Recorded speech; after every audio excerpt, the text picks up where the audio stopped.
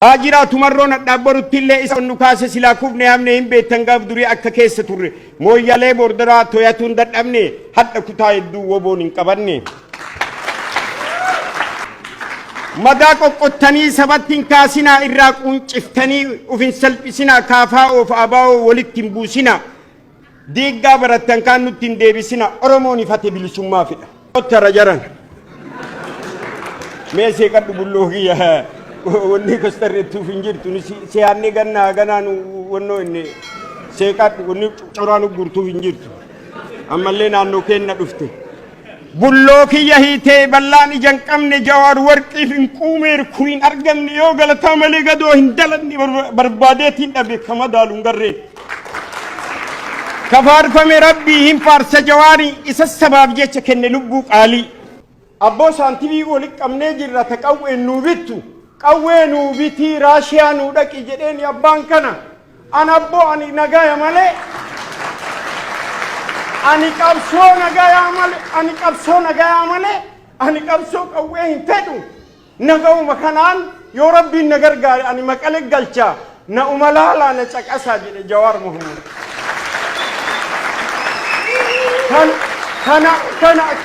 kanaaf isaaboon nagaraan kenna nu dadhabee kanaaf isaaboon wanni isaaboonuuf kanaaf isaaboon akkas maqalee galche eentu Oromoo ani ganna dheera ganna keessa jira yoo Allahu alam Isaa Bashir yoo isa ta'e malee hin beeku ani kanaafu qabsoo tana namnummaan asiin gahee hadha waa godhe nama kan namni kun attami galata Oromoo irraa dhaba wanni galata Jawaar Oromoo irraa dhabuu mana mara seene bakka mara seene galanni isaa Jawaar attamitti argitee galata ilma Oromoo irraa dhaba mara keen irraa qaba ilma intala teen irraa qaba Jawaar Mohammad beeti hin fitadha ittiin nan deebisan yookaan madraki haguma inni dhufe kana waa'ee alaabaa irratti hin kassasan waa'ee alaabaa irratti hin kassasan waa'ee argitee deebi'iiti waraana maal goote jedhaniin deebi'anii ammallee argitee waamicha silaa isa waggaa hagamii oosaa san keessa ture akka ittiin hirmaanne godhan kanaafu maaltu fide maaltu kana gahe galata oolee malee namichi kun guyyaa takka gadoo eenyu oolu Oromoo miti Oromiyaa miti Amaaraafuu galata oole Jawaar Mohammad Itoophiyaa saniifuu galata oole akka jiraatu si godhe dhiifama walaloo deebi'atuun illee asuma keessa jirti hin dhageettan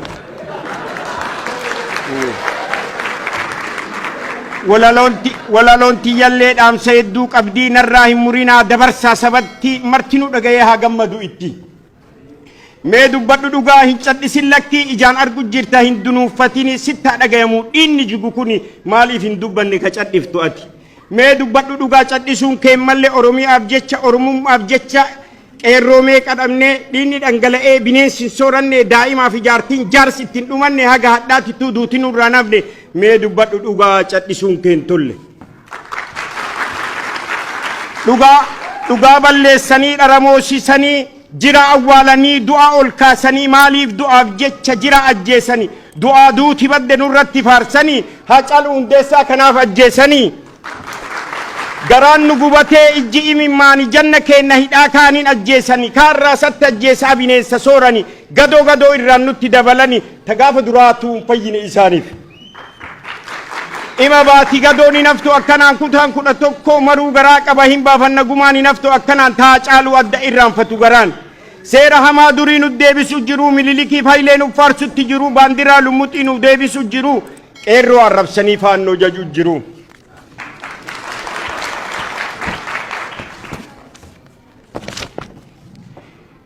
dhiinni dhangala'ee yaa'e akka bishaanii raafamte Itoophiyaan diigamte Abashaanii teenna jecha malee teennaa hin beekanii falmuu deebisanii akka gaaf duraanii jarri dimokiraasii ittiin amananii Finfinnee fadaamaa maa teenna jedhanii duukaa Bishooftuu falmutti jiranii afaan jaraa irraa hin baatu dhugaanii waliin jiruu miti ol lama ta'uyyuu hin feenu isaanii nurraa haa galanii gara biyya isaanii ajaa'iba gudii ummata Abashaa warra baratullee waa hin beekne homaa ganda dhibbas taa'u dhakaan waan baratu daakkaa jijjiiramni jiru isaan bira homaa Oromoo maal taate maaltu nutti jira hedduu dogoggorru sin qaanofnu silaa hayyuu kenna hin beeknu hin tuffanna silaa sheekhaaf qeesii kennaa sin kabajnu maraa tuni eebbaa miti abaarsan nu jira tokkummaa hin qabnu waliin beennu silaa guddinaan dhaadanna bu'aan finne homaa bilisummaa dinnee jaalanna gabrummaa tigre ma irraayyuu waa baranna silaa jara qe'ee tokkoon sochoofte Itoophiyaa meelaali tokkummaa akka qabdu bu'aa dhiiga Oromootii naga yoom taphannaa yoo carraa argannus wal harkatti qabnaa ufumaa deebinee waliin garagallaa maaliif waan baranne hamtuu tarte irra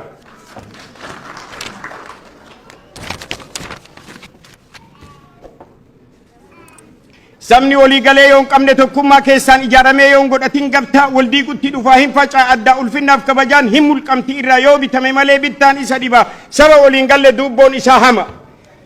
maal taate saba koo maaltu sitti jira baddu maal daladde cubbuun baane sirraa tokkummaa hin qabdu facaa yoo maraa lafaaf albuuda keessisaama yoo maraa saba waliin galle guyyaanis dukkanaaf sa'a abbaan gaafa cabse ormi ija jaamsaa hayyuu kenna hidhakaan nurraa ajjeesaa maaf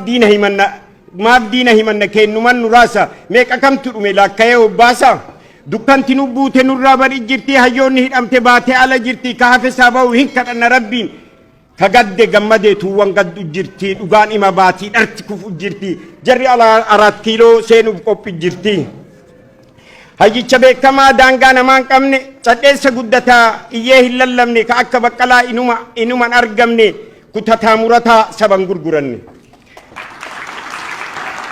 ejjannoon isaa takkan geeddaramne woyaaneni siitee abiyyi ittiin tarree qooqa oolee bulee sabaaf hin falmanne ka akka baqqalaa inuman argamne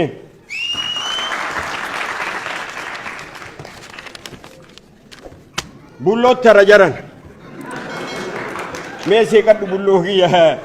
wanni kostarreettuuf hin jirtu siyaanni gannaa ganaan wannoo inni seeqadhu wanni coraan gurtuuf hin jirtu ammallee naannoo keenna dhufte bulloo kiyya hiitee ballaan ija hin qabne jawaar warqiif hin quumeer kuriin argamne yoo galataa malee gadoo hin dalanne barbaadeetiin dhabe kama daaluun garreen kafaarfame rabbii hin faarsa jawaarii isa sabaaf jecha kenne lubbuu qaalii dheengadhaati dhabnaan argine waa maraa madaallii hin qabdu caalaa nama maraati ka madaallii hin qabne filatamaa namaa hayyicha beekamaa qara bitaa mirgaa tajirtullee himee ta dhuftus dubbataa siin madaala jedhee soqee dhabe namaa jaalattus jibbitus namni biyyattii san du'aa kaasu sima seenaan kan kee guddaa himee himan fidhe qalamni nuun gayu osoo katabelle amatuma lamaa wayyaaneen buqqifne firaasha afattee oofisatti hin galle halkanii fi guyyaa gursaa ittiin bulle Oromiyaa miti Itoophiyaa fi nifne hadda argu jiran gaafsanii nu banne dhiifama isinii dheeressi ammoo dhaamsa qabdii fi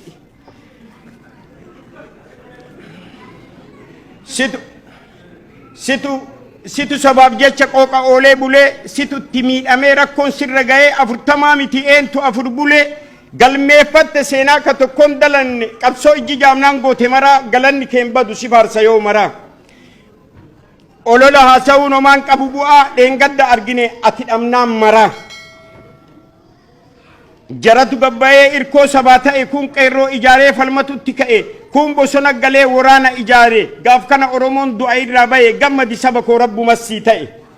haa jiraatu marroo nadhaabbarutti illee isa onnu kaase silaa kufne hamne hin beektan gaaf durii akka keessa turre mooyyalee boordaraa toyatuun dadhabne hadha kutaa hedduu woboon hin qabanne maqaa du'aa kaasee beeksisa addunyaa fi loleetiin lolchiisee mul'ise sabaa fi haa jiraatu marroon haa turu nu maddi nama waa dalaguu hin feetu jarattiin qolaa itti dhooftee deebifti duubatti tamarroo adduma akka hubadheetti.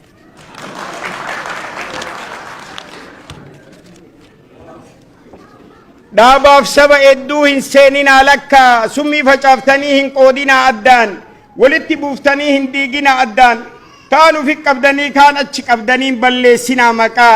hin haasoftan malee homaan fiddan bu'a. akkamitti dhamtee ammas baate ati abiyyiin gaafadha jawaariin miti isatu hidhee malee inni isa hin hiine. achuma jirtanii hin jijjiiramne homaa ummanni beekkatee dhiisaa biraa gala tabara chaarteraa hin dagattan silaa sabni hin daganne hin beeka waa maraa kaaduu fi fixanii kan ficcisiiftanii dirqama jettanii baasaa ergitanii qabsoo sakaltanii duuba hambiftanii filamuu diddanii ufitti filtanii booddee salphinumaan biyyarraa baatan. Madaa qoqqottanii sabattiin kaasinaa irraa quunciftanii ufin salphisinaa kaafaa of abaa'oo walitti hin buusinaa. Diiggaa barattan kaan nutti hin deebisina. Oromoon ifate bilisummaa fedha. Biyyee nun naxxanii lafan nu rartanii baafannee baafadhaa yoomiin nun jettanii nurraa hin baqanne roophilaa kortanii. Siifite nan isi. Irra walii tarraan maan nu seetan gowwaa hin beekna waa maraa hin daganne takka bilisummaaf jecha liqimsine hadhaa.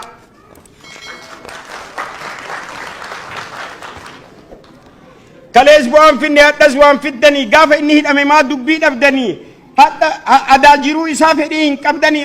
amma hidhaa baanaan mana hidhaa sanitti haa du'uu feetanii jawaar isiniin hin amanamne bu'aaf jecha Oromoon gurguratu inni fiildii keessaniin kabarate inni mee ittuma dhiisaa maraa beeka inni mee ittuma dhiisaa haa dalagu inni. Doktora Profeesarri warra ala jirtanii amma inni baanaan maalirraa waccanii raachaaroon irraa godde maataatanii saba waliin buusuu kana hin dhiiftanii. Jarri diiggaa malee ijaarsan baranne tanumaan durattuu akkana dadhabne eega badii malee toltuu waan dalanne hamtumee qajjira tagaraa kaayanne burussoo guutamaa nadhii ittiin dhabne Muhammad Amaanii Baqqalaan dagalne garaan nu madaa'ee fayyuu hin dadhabne sochoos Itoophiyaa raase akka bishaanii toltu dhadhaabaati diddu dhagaataati woboon afuufaara bitaa fi mirgatti abashoota waliin jiraatuun no dibdi barbaannu fottonnee jiraanna addatti mee maal jette bulloo yaada kanarratti.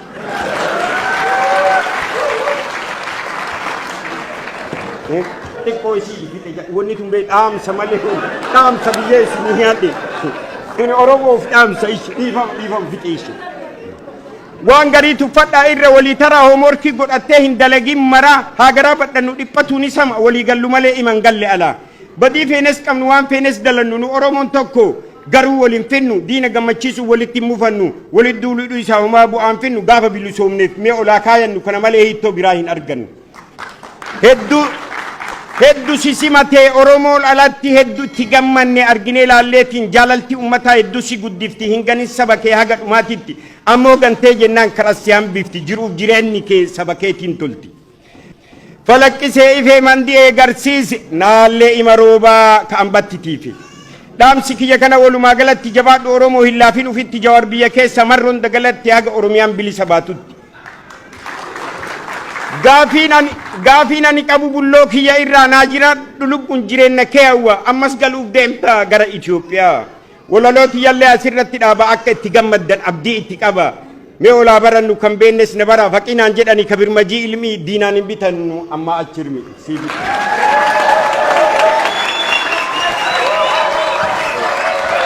Galatoomi jennaan. Galatoomi hamilee.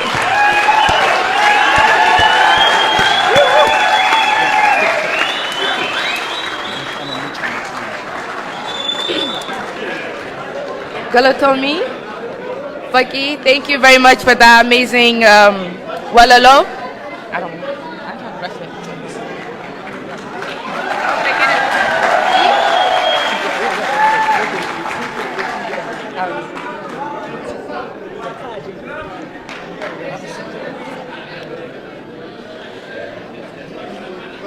Go ahead. Thank you, Faki. That was an amazing walalo by him.